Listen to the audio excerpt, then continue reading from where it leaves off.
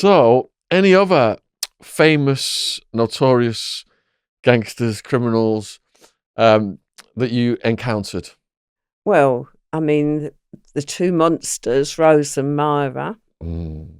Because we've got a big American audience, and this is going back quite a long period of time.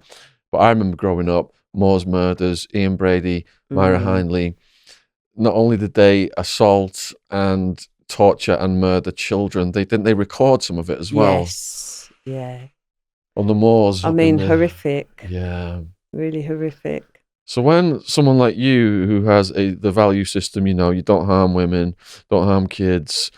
Well, the first time I saw Myra, I actually slapped her around the face. Did you? Yeah. Just walked up to her, or did you say something? No, I think it was so spontaneous because at the time it was in Cookham, another one of the prisons I was in, and they put me in the library.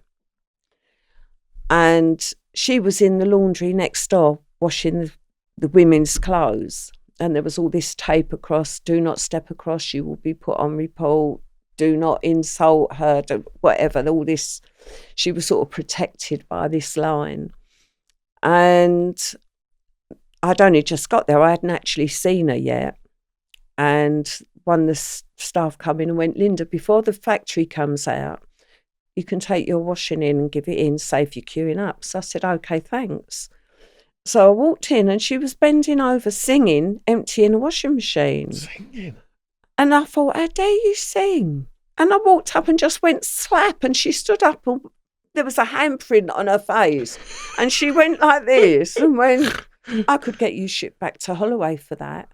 And I went, Holloway holds no fears for me, and marched out. And I thought, oh, don't send me back to Holloway. It's took me all this time to get out of there. But she obviously didn't report me. But the next day, another staff member come in and said, Myra has a coffee break in here. Have you got a problem with that? And I went, well, if this is where she has her coffee break, this is where she has her coffee break. And that was it. And she used to come in and sit with her cup of coffee and then go back into the laundry. Did you say anything to her? Not really a lot. I mean, sort of just, she'd go to me, okay. And I go, yeah, okay. But, I mean, what do you want to talk to her, really? Yeah, exactly. And I think Rose, I mean, they're both monsters. So Rose West then was Fred West, was it wife or partner? Wife. And didn't he pick up like young women at bus stops and stuff like that? But also killed their own children. And buried one of them under the pavement. And said the family joke was, behave or you'll end up under the pavement, wasn't it? Yeah. I mean, I know one day, I don't know what she was talking about. She was saying, oh, I'm totally innocent. I never knew, blah, blah, blah. And there's all girls sort of sitting there going, oh. And I went, well, didn't you notice your bunk beds was getting higher to the ceiling? And she went, ah. And they went, oh, Lynn, why did you have to say that to her?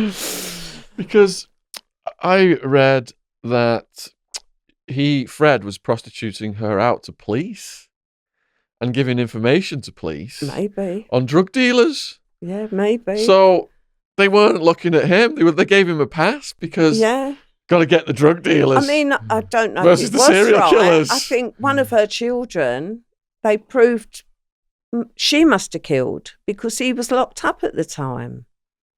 Right. So far from saying she didn't know anything about it. Yeah. Are they dead now, those two? No, he is. He hung himself. Fred. Yeah, when we was in... Then he signed the wall or something. So we were in Durham prison, and all the blokes started singing Fred West, he's gone and hung himself. And they were singing it all night. And the next day we all come out and went, oh God, did you hear them? And she come out and went, what was the matter with them men all night singing that Which Way West song? She was the only one who didn't realise what they were singing. Yeah. So what happened to her in the end? Is she just still inside, is she? She's got natural life. Does she get attacked by people because of the nature of her crimes? I think she has over time. Yeah, imagine Myra got attacked as well. Yeah, she did. Convict justice. Mm. I mean, And Myra's dead. Fred's dead. But Rose is still in prison. any other big name from famous cases that you came across? Not really. No, I suppose there was a few, but not that well known that people would sort of remember them. Imagine, because the women are a fraction of the total population. Yeah, very small. So the women probably get to know each other in the system, do they? And everyone gets, People do, yeah. Yeah. It's a lot smaller population than the men. Yeah. Did anyone ever try and challenge you in any way then? No.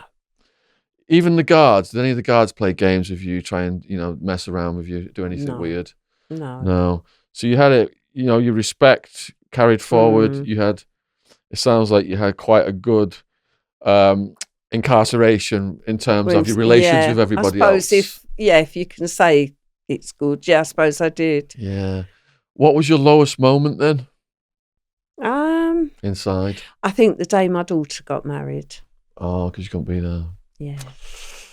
And they went, you can have extra phone cards, Linda, to phone and see how it's going. But I've got one daughter, and to phone and people go to me, oh, she looks so lovely. Oh, the wedding's lovely. And I think that was probably my worst day.